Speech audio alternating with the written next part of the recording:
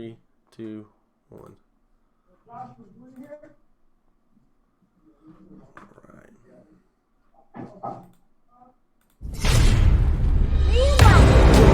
Reimagining Star Wars. All right. We are live. This is the first episode live stream of the Brotherhood of Darkness. Running this a little later at night. We're hoping to kind of talk some realness on in Star Wars. When we have our light side, and this is our dark side take on the way things Star Wars are going right now. And so on the line, I have Passport, and hopefully later we'll have he's the world-renowned Purgle Traveler among the group, and then we have hopefully Revan coming on a little later to form our Brotherhood. It'll be small. We have a few other people that'll come on at later times, but probably not tonight. And but for the first episode, we have Passport. Passport, introduce yourself. Hi everyone. I'm Passport. Great to be here. Trying to work on some stories and everything. Just talk Star Wars.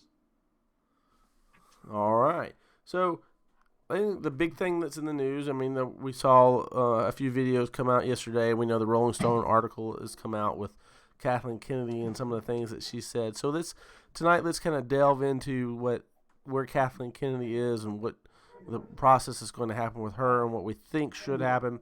It's delve into episode 9 and the lack of hype that's around it and what's going on with that. And then let's deal with the news of, even though this is less dark side news, let's deal with the possibility of Favreau taking over. And then I'd like to finish off actually coming off of Disney Star Wars and then talking about our Fanonverse is kind of the where I'd like to close out this session. So we'll talk about our own Fanonverse, our own Star Wars universe a little bit, and hopefully have some clarifications, and then kind of announce a video that's going to clarify it in the future. So Passport. So I'm sure you saw Thor's video on it. Did you read the article on Kathleen Kennedy's interview on Rolling Stone, or just the videos that were around? I haven't actually sat down and read the article itself. I have watched at least 5 different videos on that article itself and what she has said. There's this one YouTuber I've been watching a lot lately, and he's pretty much a loose cannon. I mean, that's not a proper way to describe it, but he's not afraid to just speak his mind. And he goes really into depth. And something that I noticed, I agree with, I watched it today. He said, as long as she's around, I mean, you might want to go into this later and everything, but she and Rian Johnson with his trilogy, they're connected. As long as she's still there, he's always there, just kind of tagging along, pretty much a card that she can still play with him being around. But yeah, I was just reading that article, watching those videos about it, and I was kind of just surprised. I mean, it was years ago whenever they first bought the franchise and called everything into Legends, but it's kind of amazing that they just kind of forgot about it. Yeah, I mean, we didn't have anything to call from, no source material to call from. Yeah. What? Yeah, and then she's like, "There's no comic books, no 800-page novels," and I was like, I'm pretty sure there are. I mean, I've read great stories, especially the comic books. That's where I'm more direct to, but I'm like, there's great characters in those stories, and you don't remember them. I would be very. You never browse Amazon Prime. Yeah, I would be very interested to know if she's ever read any of them. Honestly, we're not even quite aware, how far of a fan of Star Wars she actually is. Is the way she acts and says some things, people are questioning that definitely. The direction she's taken the whole franchise as a whole, it's like, does she really know what she's talking about sometimes? Yeah, I actually don't think she's a fan of Star Wars at all, and I don't mean to say this in a mean way, but she's when she stated in her own words was that she was a fan of it in the same way that she's a fan of, all movies that have made their mark on. She's a fan of film. Right. And so it's not necessarily that she's a fan of Star Wars. She's not like us. She's not captivated by Star Wars. She's captivated by what it has done in the film industry. Right. And so she has no desire to recapture the story. She has a desire to put X and Y together and connect it with Z. I mean, that's her desire. It has nothing to do with it's all pegs and wheels to her. And she really doesn't care about the characters of the story. They're not things that captivate her. And in the sense, the business sense, she's interested. In the movie sense, she's interested. In the story sense, she does not care. Yeah, and that's definitely a huge part of the problem right now. But like, even if she's viewing it as like a business, that business is not necessarily doing as well as it could be. If you look at it from like the whole business point of view, I know that you get really delve into like the statistics and how much money after the whole purchase of it as a whole. But if she's trying to run a business, it's not doing as well as it could. Right, and I've tried to talk about this with others that are fans of Kathleen Kennedy, and that can be hard. And but I mean, if you were just to invest the money they put into Star Wars, into a straight fund, they would have recouped their money. They would recoup their money within 10 years, in the general fund at about 7%. So I mean, and that's and the stock market's been going pretty wild in the last couple of years, but they would have recouped their money by now if they had just invested it straight. And so and I know people will say they've made almost $5 billion in for their movies. It's like, well, no, they haven't. They made 4.8 box office, but that's not all profit. And they had to put money down to make those movies. And if you start adding up all the costs, their costs for their investment into Star Wars has been far beyond the $4 billion, and they definitely haven't even recouped their $4 billion, let alone the money they put into it overall. And so I think they see that the money making potential is far beyond this 10-year mark, but they're in a situation where it has not been handled in the initial investment has not been handled as well as they hoped, and I think they're definitely, when it comes to Star Wars, I do not think they're in the black. That's my take on it. I mean, I don't have all the distinct numbers. I mean, they tend to mix their numbers with other figures, so it's hard to tell. But I definitely don't see Star Wars toys everywhere like I did just before The Force Awakens came out. I definitely don't see Clone Wars figures out everywhere like I did when it was out. Toy sales are doing really well under Lucas. They're not doing well under Disney. Right.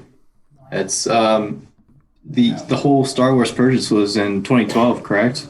Right. That's when. And it's almost coming up in like the 10-year anniversary, and it's going to be pretty cool to see. Like when that 10-year anniversary rolls around, be like look back of the first 10 years of Star Wars under Lucasfilm, and I mean by then we'd already have Episode 9 out and see how well that went. Possibly another movie on its way, but that looking back in those couple of years, and it's the 10-year anniversary, it's going to be something to look at.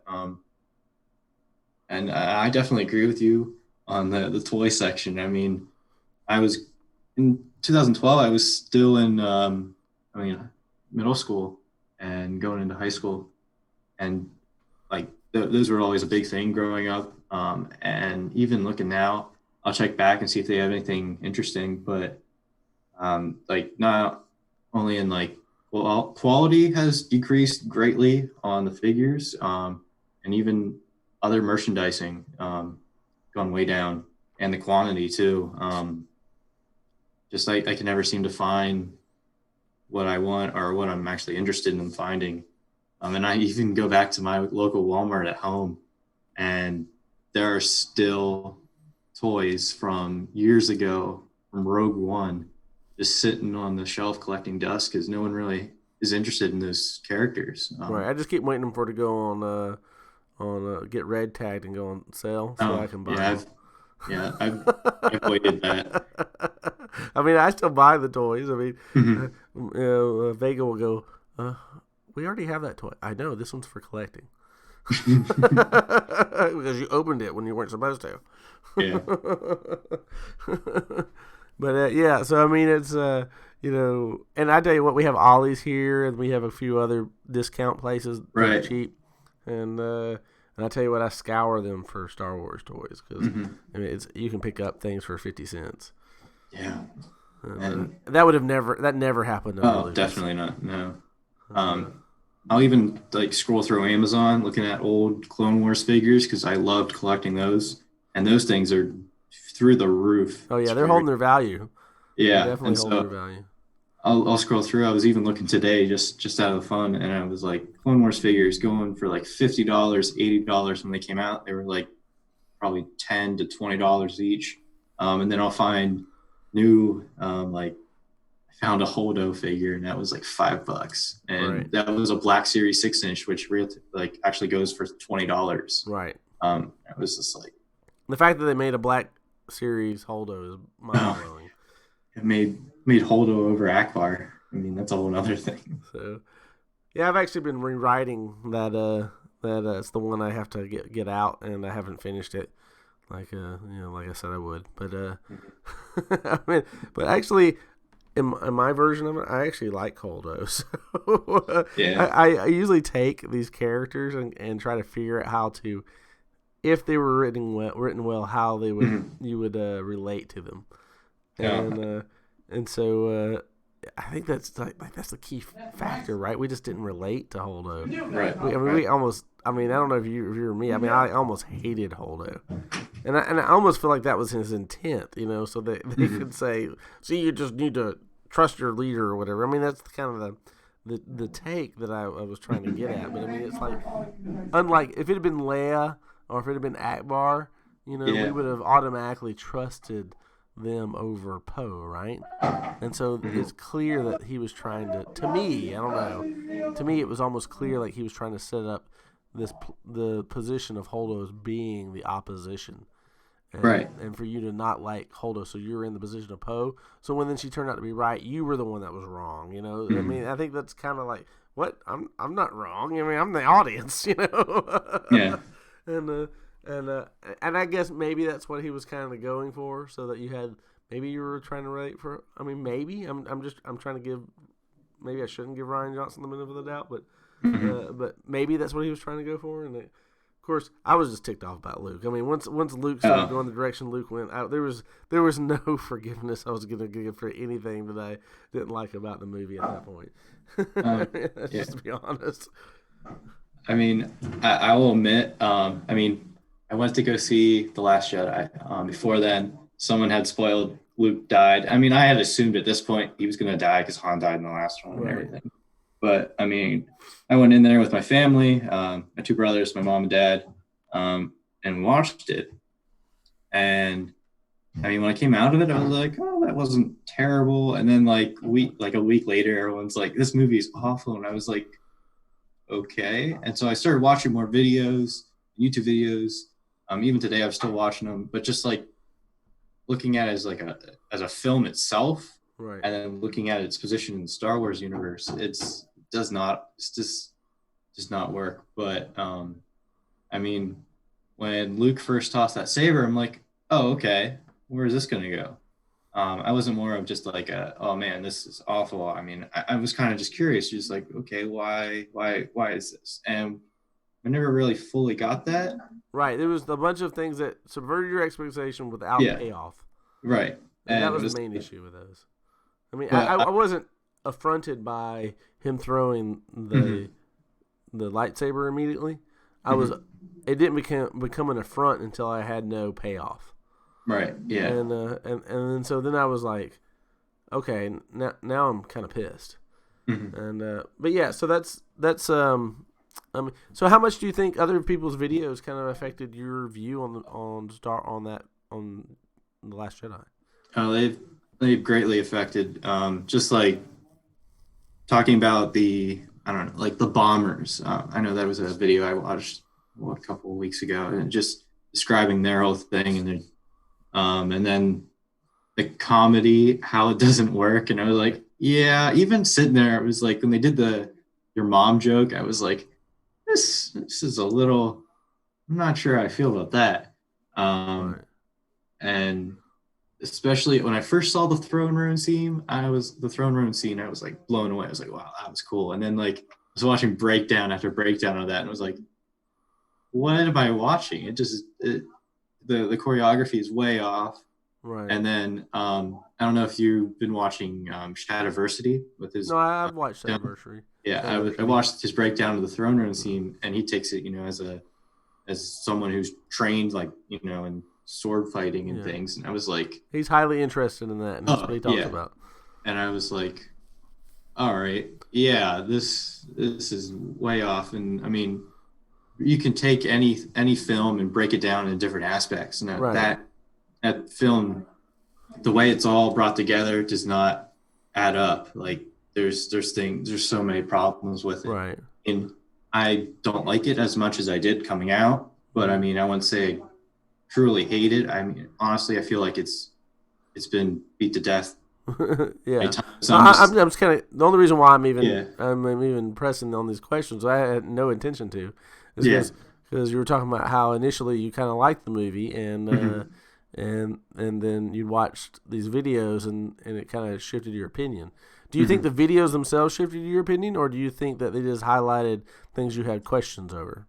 I mean, I would say both. I mean, after watching them, I think about it on my own time and just be like, okay, yeah, that didn't actually make sense. Why did I like that?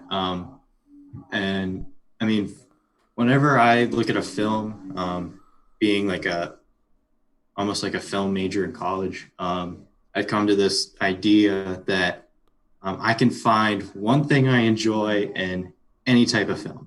It can be the dumbest GoFundMe film in the world, and I can find one thing I like. Right. There are in The Last Jedi, there are things I enjoy. The different, even like different shots. The cinematography is pretty good in most of the scenes, and like the costuming, and Yoda's line about failure being the greatest teacher, that sticks with me even today. Right. But yeah, just watching breakdowns of the thing and just seeing both points of view on why people liked the movie and why people didn't.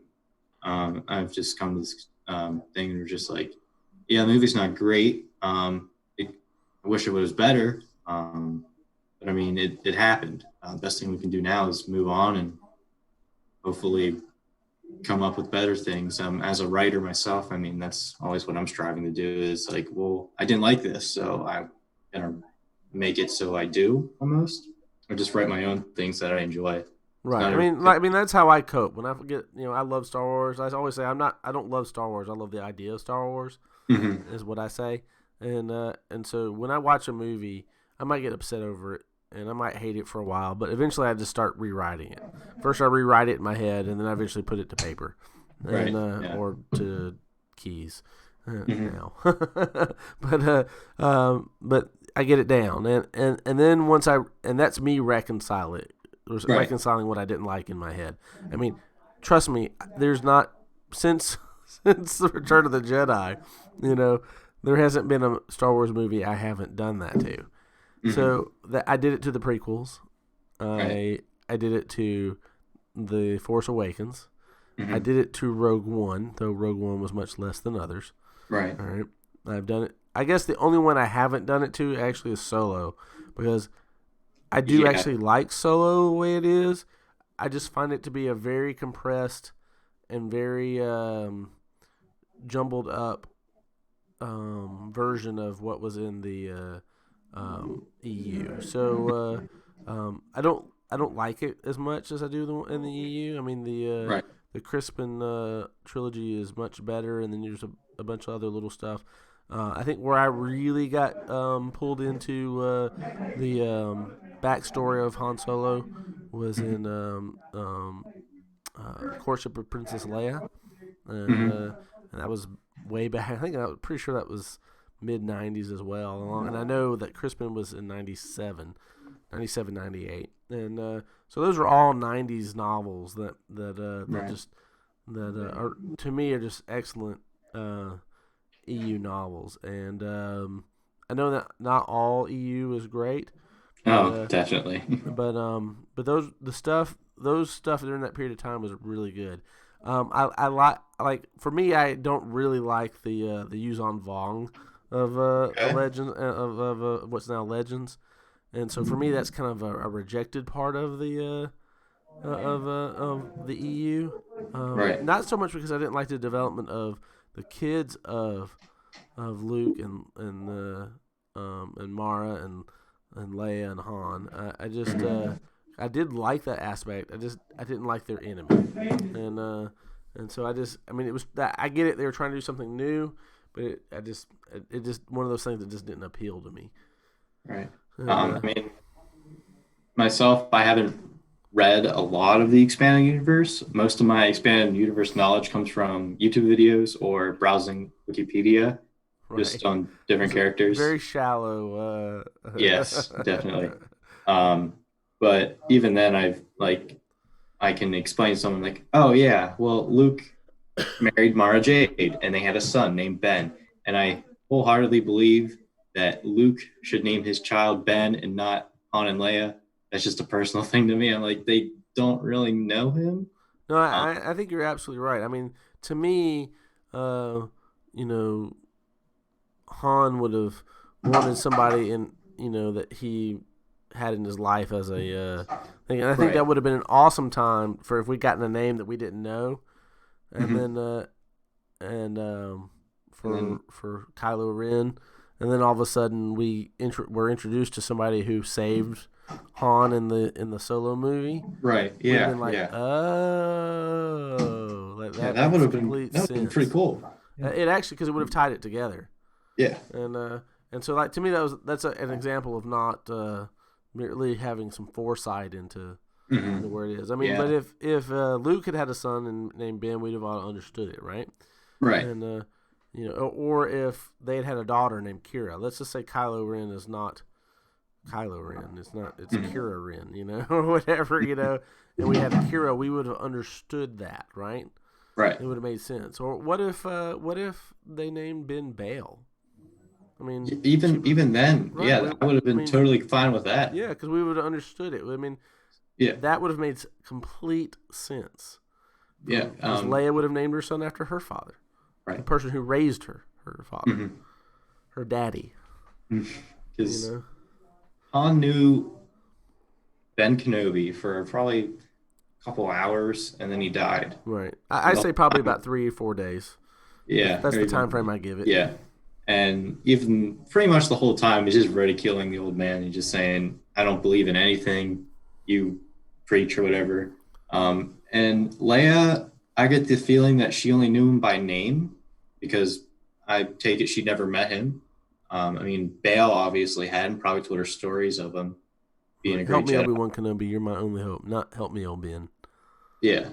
So, she knew him by Obi-Wan, not because, So that's just a thing that, just a little side note that I feel like Kylo Ren should have been named differently. Yeah, I think Bail would have been a good name.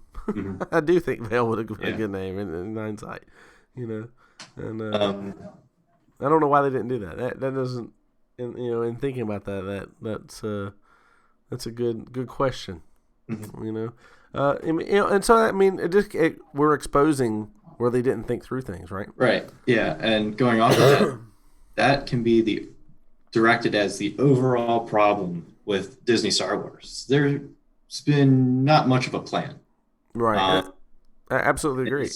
And it's been fully exposed by The Mandalorian because The Mandalorian is just so chock full of intricate details. Like I watch it and rewatch it and notice new details. And I don't consider details fan service. It's not like you pan across and you see R2-D2. It's not. Yeah. And it's meant for everybody to see. It's intricate details for people who are fascinated by the world building. And they make sense. They're not forced. That's right. Because it's just part of the story. Right. And what you would expect to see in a Star Wars story. Right. Um, yeah, but like with the whole, like you said, oh well, they could have named him after, Kylo Ren after a character and then introduced that character down the line, Solo. But I mean, Solo's a whole different thing for me. I actually never watched it in theaters. Oh, really? Yeah, I never made it out there, and I never really pursued going to see it. Because I mean, even when it was announced, I was like, all right. I mean, Han Solo was never really my type of character I gravitated towards. Right. I'm not quite sure out of the original trilogy, who I would say my favorite character is, who I resonated more with growing up. R2D2. Maybe. But like Solo was introduced, and this is a problem that's the Rise of Skywalker's actually been suffering from, but the lack of advertisement. And there was like this first full length trailer came out probably like a month before the movie came out. And I was like, oh, all right. And then I actually disagree with that. I think there's plenty of advertisement. And here's what I'm going to tell you why. Okay. That the trailers were dropped during the middle of the Super Bowl. That is not cheap. And I tell you what, their intent was to start hype with that, and it didn't exist. I'm going to give you my... I think they have done just as much advertising for Solo, for Rise of Skywalker, as they did for The Last Jedi, and that they did for the Rogue One, and that they did for the Force Awakens. I think they have done exactly the same amount. Okay. The problem is, and I think this is the two things that are killing this. Right. These are the things that kill these two. That killed Solo and is now killing the Rise of Skywalker. Is not that there's a boycott, but because there is so much negativity, and it's not the negativity that was surrounding like the Joker per se. This is what you're having is enough of people who would normally be your go-to Star Wars people saying, I did not like the last movie. I'm not so sure about this one. And so, people that you hear referred to all the time as the normies are going, well, I don't know if I'm going to go. And I'm not super hyped because my friend who is a Star Wars nerd isn't really hyped either. I'm not saying that all Star Wars are the way. I know they're not because we had that. I'm excited to see it. And, but I can tell you, I go into my office, have of the 10 engineers in my office, 3 of us are kind of Star Wars nerds. One liked The Last Jedi, and 2 of us did not. Right. And we're all talking about this movie, and so and we're all apprehensive. I mean, because we were so negative, that about it. Me and my coworker that the one that liked The Last Jedi came around and was like, well, I don't know if I like it anymore. Y'all talk about how bad it is all the time, and y'all have opened my eyes to a bunch of different stuff I never even thought about, and it's like he was like, thanks. And so, but the point of it is that we're all pretty apprehensive. Even he's apprehensive of it now, and so as opposed to going, I can't wait for this movie to come out. It's, I really hope it's good. Yeah, I mean, that's kind of how I'm feeling. I mean, I want to go see it. I want to try my best to see it opening night, or opening weekend at least. But I mean, my brother, who's 2 years younger than me, I asked him, he was like, "Hey, you want to go see this?" Because we have like a thing, like he and I just usually go out and we'll watch a movie together. Right. He's like, "Yeah, I don't care anymore," and his interest in Star Wars is basically dead. I mean, I'm not sure if he's watched The Mandalorian yet. I'll ask him next time I'm home. But yeah, that honestly broke my heart because that was something we always bonded over, and now he just doesn't care. But like, we can find other things. Right. If hopefully he watches The Mandalorian, we can talk about that for days. That'd be great. I had to dial my hate of The Last Jedi back as well, and the reason being is because I realized that my own attitude was affecting Vega, and so where I had always been like, where both of my kids were like, "Daddy, Star Wars. I love Star Wars. I love Star Wars. I love Star Wars." And I really think they love Star Wars because Daddy loves Star Wars. I mean, it was an opportunity for us to all do something together.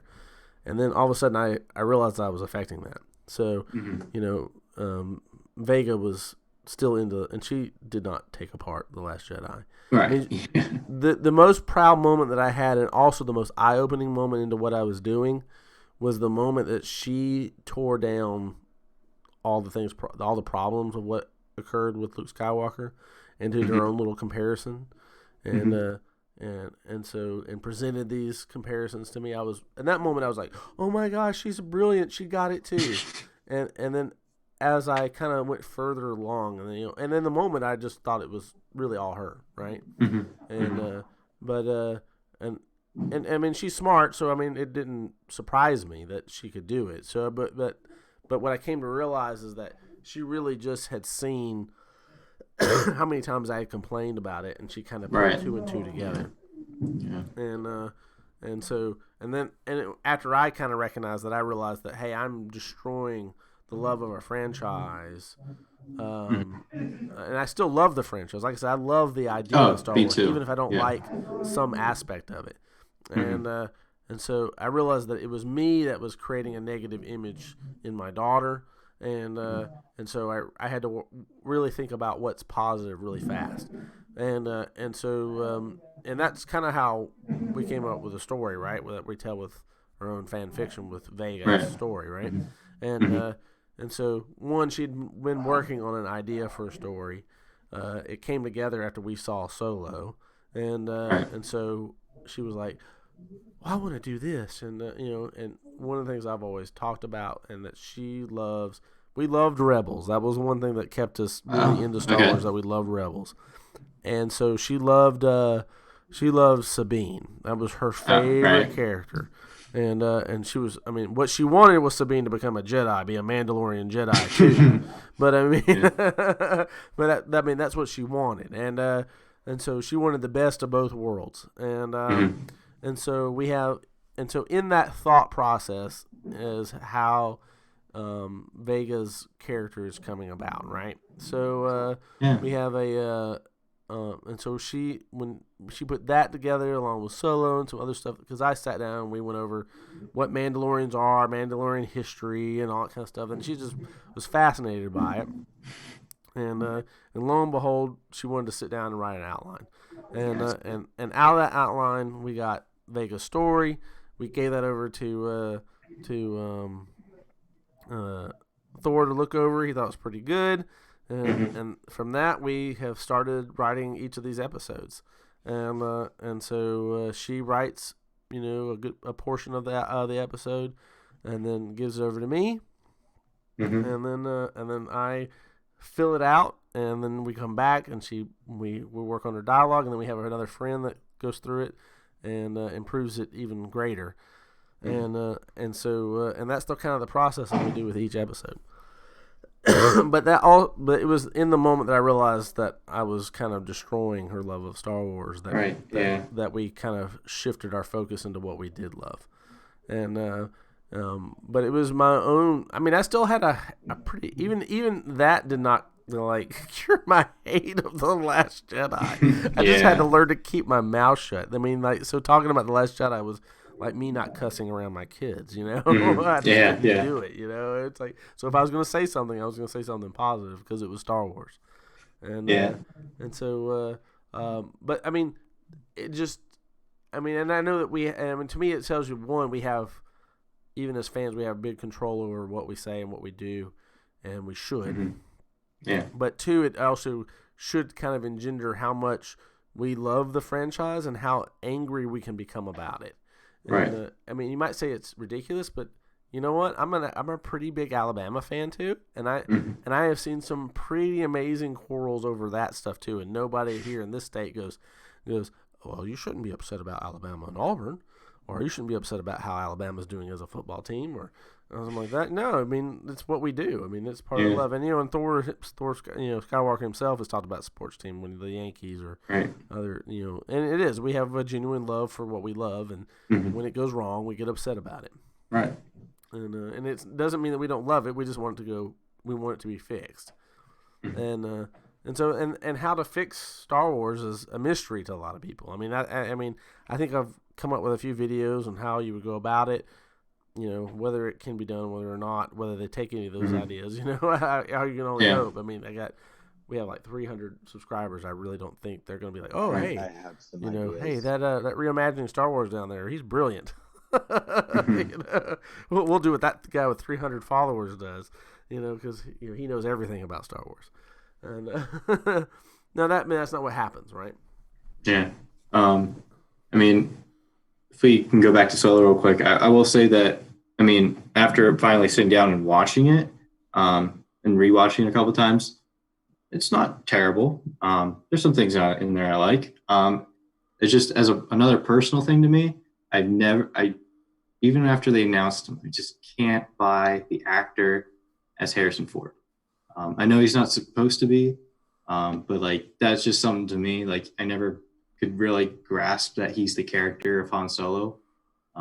Wish it was about a different character, even if it was about Beckett and his crew, which I really wish would have lasted longer in the film. But I did like Lando. I enjoyed his sequence. L3, liked her design. Not a fan of the character.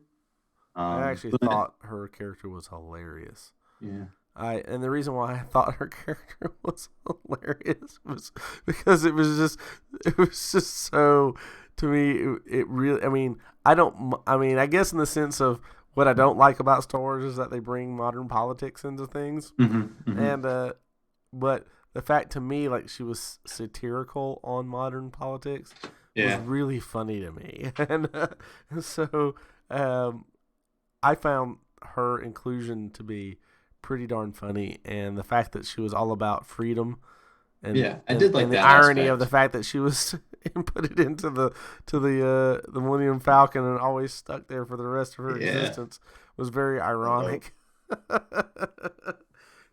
So those were the aspects I actually did like about that, and so to me it was, it was a satirical take on the modern politics, and for me that was very enjoyable. And, I think we have Joden here actually.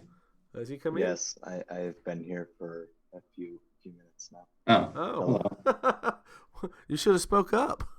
I didn't know. I made a few attempts, but you kept speaking, and I did not want to intrude. I am pretty loud. Well, I won't deny that. So we're discussing Solo and things that we enjoy about it. Yeah, we actually never intended to go down Solo. We were actually what it was talking about really was why there's no hype in 9, why Solo did bad, and the same reason why potentially 9 could do bad is because the hype is just really dead. I mean, I don't know if you saw the Den of Nerds talking about the trends and the excitement around the Rise of Skywalker. It's less than half. The spikes in Google are less than half what the Last Jedi was at this same time. So it's not, if that ends up being a trend that toward what people do when they go see the movie, that does not bode well for Episode 9 at all. Yeah. No. I will say that at this point, I'm looking forward to it. Want to go see it, but I'm also feeling like let's just get this done and over with so we can move on, because this whole sequel trilogy has been like a huge, like almost like tearing off a Band-Aid, but it's stuck. So it's just like just rip it off, get it done and over with so we can move on. Yep. Because that's all I think. I think if we can, here's a reference that only you will get, Joden. It is the arrowhead in Roland's leg. Just get it out, for God's sake. Yep. I think they need to simply get past it and then allow the current expanded universe writers for the new canon to really just have at this whole sequel era and just start being able to have full reign on establishing lore to flesh out who these characters are. So now there's no excuse for the bad movies or the flaws in these movies. Yeah, but if they can start to repair the continuity without the restraint of content creators have like not limiting their creative freedom, because I think that's the big issue with a lot of these new Marvel comics and books in the sequel trilogy, which have even seen retcons and have tried to retcon things about the movies. For example, Leia in The Last Jedi tried to contact her allies, and of course she couldn't contact them. But then we realized from some of the books and stuff that they actually did hear her. There was just disturbance, so they couldn't respond, and they just thought that. And that the First Order was jamming the signals. Right. Yeah. So already there's attempts to try and retcon some of that, and I think we see some other writers trying to get more ambitious with writing these characters, but they're still withholden from doing anything major until we get past episode 9, so that stuff can be established, and then they can really just start fleshing everything out. Right. And from there, I think that they can start to repair things. I do hope that they don't try to necessarily justify certain aspects, like for example, like Luke, like to say, oh yeah, Luke, it's okay that he's this, and this is normal, this is what a Jedi should be. No, they should do stuff like acknowledge that this isn't right, but do it in a natural way. Yeah, they're and gonna also have to make twist. They're gonna have to give Luke a twisted mindset at that time, that something occurred that basically skewed his view of things, and like it's not his fault basically. I mean, that's what it's going to come down to.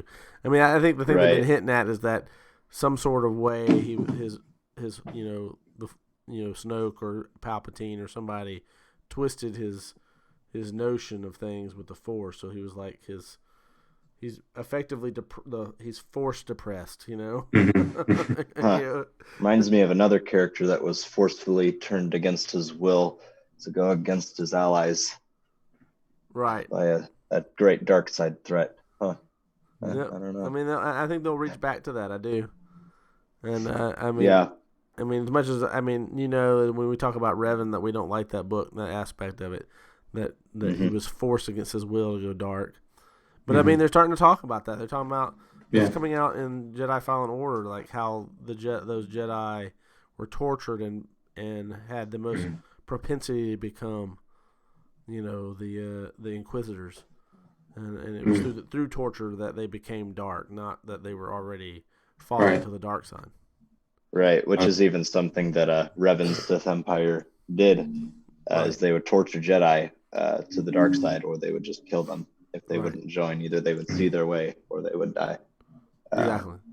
And I mean, so I get it. It's not unheard of. The truth of it is that in real life, you can torture a person to a point of mental break, and so where they do the wrong thing and they are okay with, like, they become traitors to their cause because they're mentally broken. Yeah. And, but I think that once we get past episode 9, that things expanded universe wise can begin to start fleshing out. And I mean, people are already latching on to some new content, Fallen Order and The Mandalorian.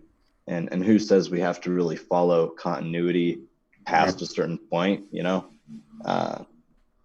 I mean, obviously The Mandalorian is post episode 6. So if you want the story to end with episode 6, then Mandalorian is somewhat excluded from that. Right. But, you don't have to go past a certain point, I don't think. Right. I think ultimately Passport's right. They're going to write or produce content that's going to fix all the things that we hate about the different characters. I mean, so, just be prepared that some of these things are going to be tied in. Yeah. And we're going to see why Rey is so powerful. We're going to see why Snoke had to be killed. We're going to see why Luke was so depressed. These things are going to get fleshed out. And so basically better writers are going to come along and fill the gaps where the writers who produced those things failed. And that's just as simple as that. And the truth of it is that I hated the prequels.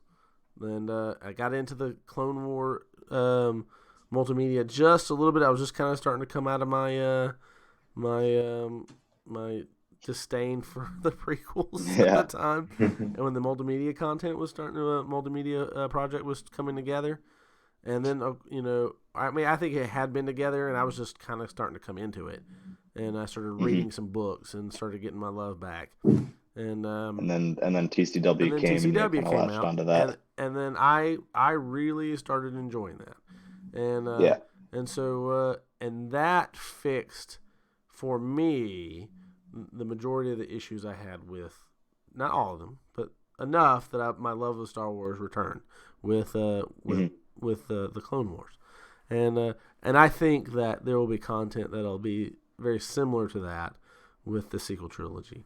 Do I still think I think that that a better prequel trilogy could have been written? Yes, I do. And I think ultimately people who hate the sequel trilogy today will always say a better sequel trilogy could have been written. Right. That's just another thing. I mean, I totally agree with you, Joden. Once 9's over, they can stop basically walking on eggshells and writing stories, because that's been a huge problem too. But also, at this point, the best they can do, in my opinion, is try to like reconcile some things. But I don't feel like, at least now, they can go back and just like, this sequel trilogy never happened, we're gonna make a new one. I don't feel like they can do that, because this has been they can't. baby. And so it's just basically, you guys harped on this thing for like almost 10 years now of how great it is. And if you actually go back and like, yeah, it's not that great, then that takes, what are we to believe? It just takes everything that, it's just, they're taking too many steps backwards instead of just trying to hash. Yeah, I mean, I don't think they necessarily need to say that it's not too great, but they could even just say like, this other stuff is great too. In fact, we understand why you guys like this stuff more, and then rather just elevate that rather than lowering the sequel trilogy per se. Just elevate the other stuff and bring that stuff around the sequel trilogy. Yeah, I don't think they'll rewrite the sequel trilogy, just like they didn't rewrite the prequel trilogy. I mean, I remember the call in 2012 when Disney was getting ready, just before they bought it, like when they were getting ready to buy it, and the rumors started coming out. And I remember the videos on YouTube then, and the videos on YouTube then were, Disney's going to redo the prequel trilogy. They're going to redo the prequel trilogy. Well, we didn't get the prequel trilogy, and never will, and we never will, and so whether you liked them or not, whether you like the sequel trilogy or not, this is the Star Wars you got, and that's what I say. I don't necessarily love all of Star Wars. I love the idea of Star Wars, and there are things I like in it and things I do not like, and so so like if I talk about the prequels, I will tell you straight up, my favorite prequel is the Phantom Menace, the one that people hate probably the most, and it's not because I think it's necessarily the best Star Wars, but it's the one I felt was setting up, and I think stays true to the idea of some archetypes, and is setting those things up, and I think that it is actually the mirror of what does occur with the Jedi Order, and I think that's exactly what Lucas was intending it to be, and I see the symbolism, and even though people disagree with me, I see it, and to me it's pretty awesome, and so I don't see that as much in the other ones that follow, so I see the symbolism in the original trilogy, and I see it carried over, the thoughts carried over into the Phantom Menace, and so because of that, I find that to be some of the, to me, the best one. And so even though we have Jar Jar Binks everybody hates, that to me is not the detractor of that.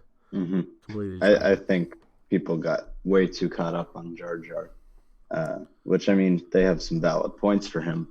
But, there's just a lot of other things that, could have been more crucial and detrimental to what actually contradicted the OT, such as, Qui-Gon being the master of Obi-Wan. But, obviously, given time, that stuff has been reconciled. And I think, likewise, that'll happen with the sequels.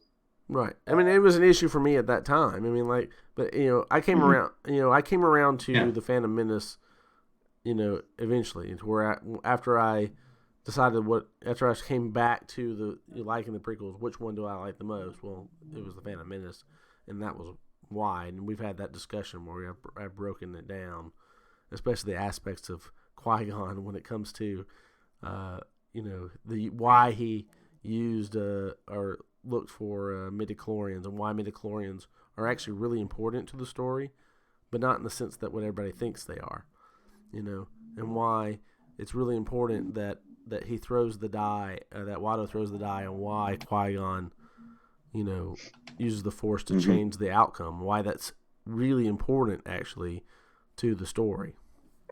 Perhaps this topic deserves its own video, because I No, think I think a lot it of does. people definitely view Qui-Gon as the sort of Jesus-like true Jedi, and I think you've convinced me otherwise. I mean, he's a better Jedi than most, but he's definitely not a perfect Jedi, and nor should he be a model for what a true Jedi should be, Right. by any means.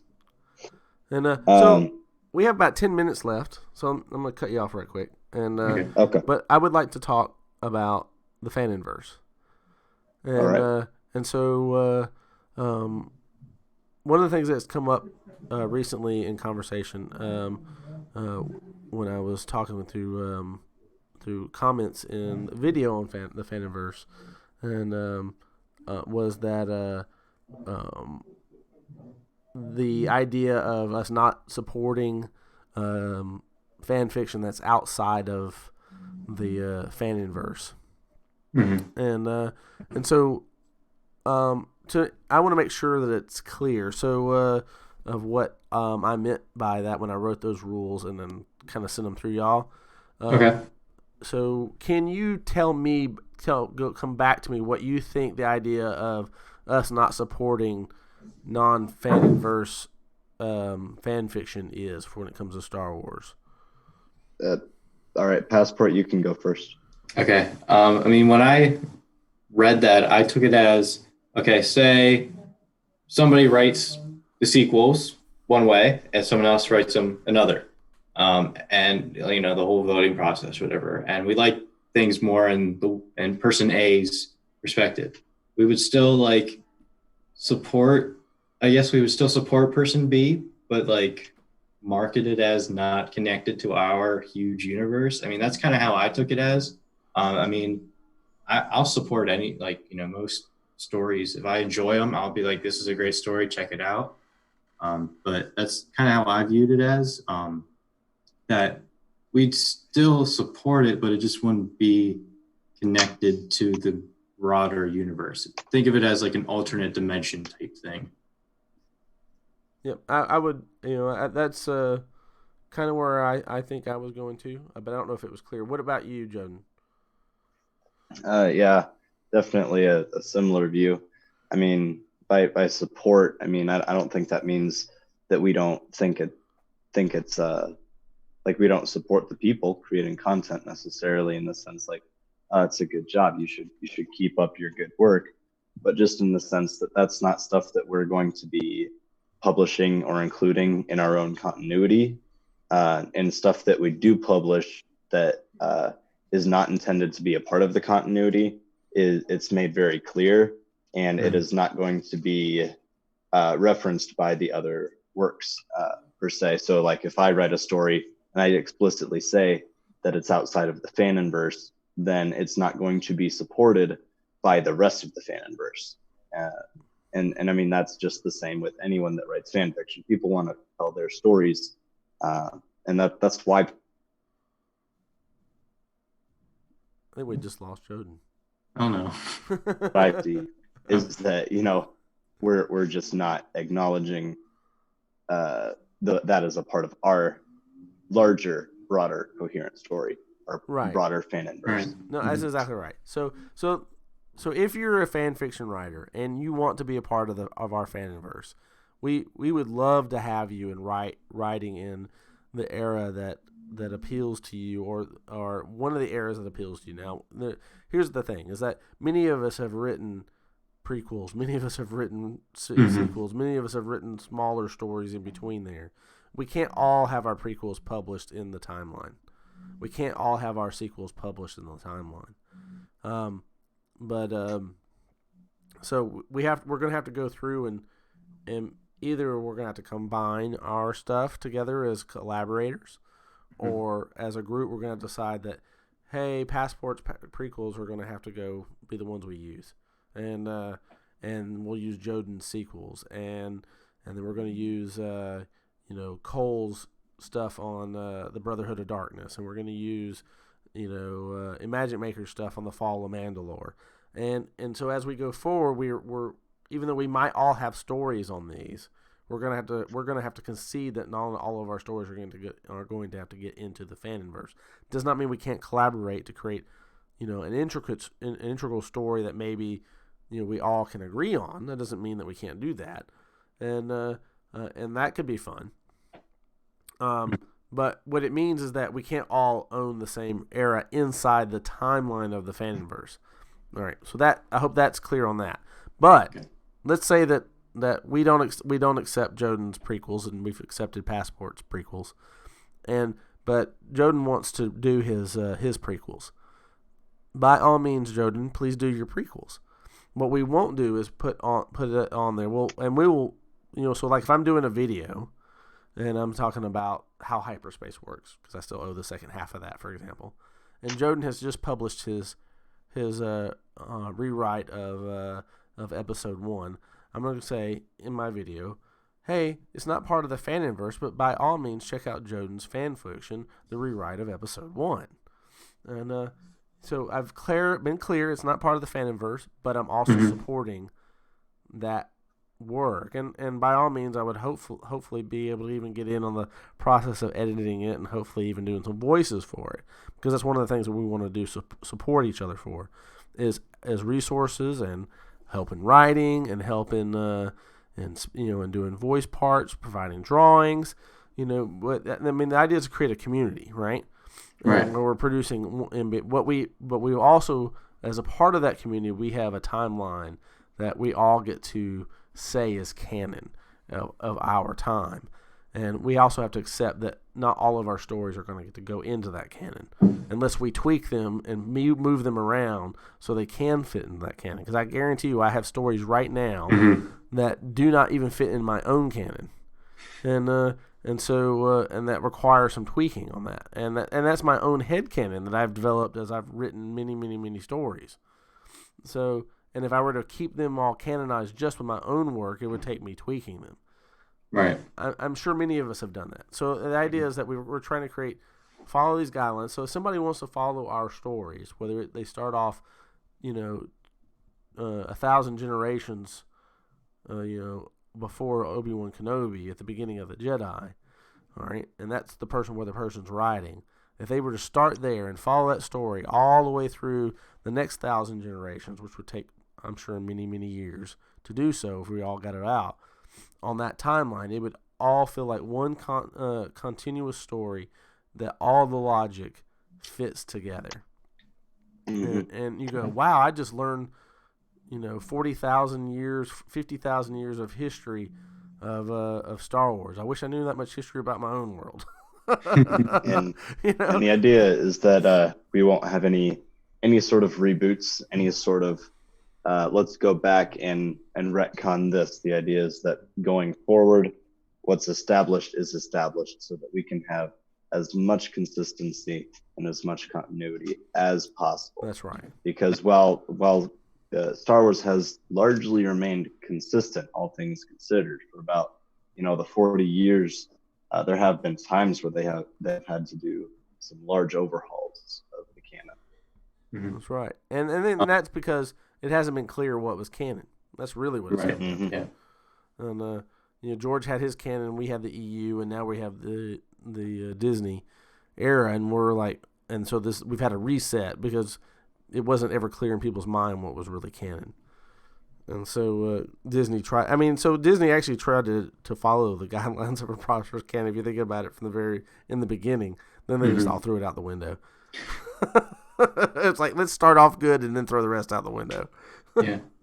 I had an idea. So like you're saying, say Joden made his prequels and I made mine and we went with mine.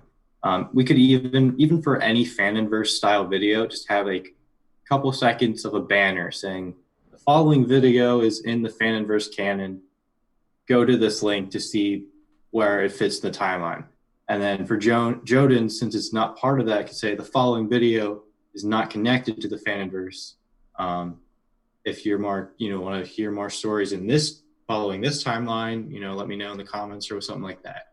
We can even do something like that, something just to show before they watch the video, to avoid as much confusion as possible that this is connected, this is not. Right. No, I think that's absolutely true. And and that's kind of the thing where I'm going to go with it. I'm going to try to put up a video on that. The other thing I want to do is kind of address the new Kappa rule and how that's going to affect us as a Star Wars story group. I actually don't think it's going to affect us as much as people think, but I still want to talk about it, and I kind of want to ease some fears. Okay. I've done a lot of research on it. I've now read the law. I've now read the settlement. I feel pretty confident in talking about it. I'm not saying that I am a lawyer or an expert, but I don't feel like we're going to get hit as hard as people think we are. So that's the next kind of things where I want to go. I appreciate you guys coming on tonight. And it wasn't as dark as I thought it would be. It was actually pretty light. And thank y'all for coming. And don't worry. I look forward to seeing y'all next Thursday. And may the Force be with you. You too. Yep.